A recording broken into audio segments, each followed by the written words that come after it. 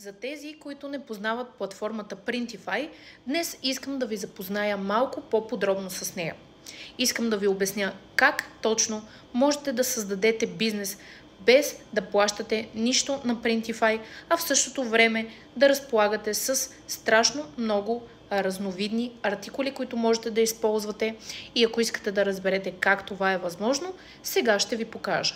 Приемете Printify като един огромен склад за най-различни продукти, които вие можете да продавате. Какво трябва да направите вие?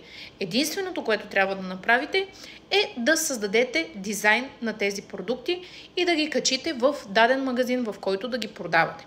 А нека сега да ви покажа малко повече как стоят нещата в платформата. А така изглежда и тя през телефон. Както можете да видите, 100% безплатно, за да се използва, 1000 плюс налични продукти и също така международна доставка. Сега ще видите малко по-надолу, те ви показват леко обучително какво точно трябва да правите в тяхната платформа.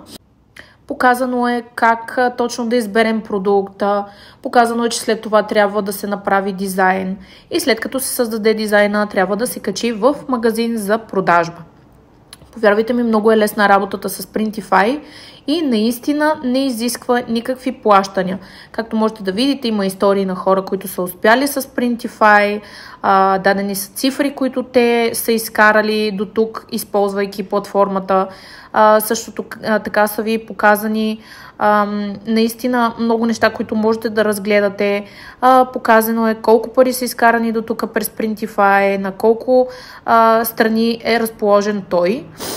Тук можете да видите продуктите, които Printify предлага, като те наистина са страшно много. Аз ще ви покажа тези, които можете да използвате като ранен достъп, де-факто не са пренаситени на пазара и все още не са пуснати масово в продажба. В случая има доста коледни неща, които могат да бъдат пуснати и подготвени с уникален коледен дизайн и така да започнете да изкарвате своите пари от този тип бизнес.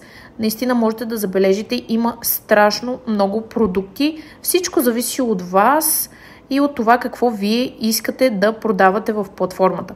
Също така имат опция, в която не само могат да бъдат печатани дизайните, а също така да бъдат и бродирани. Както можете да видите, това са продукти за бродиран дизайн. Ако съм ви заинтересувала, пишете ни за още.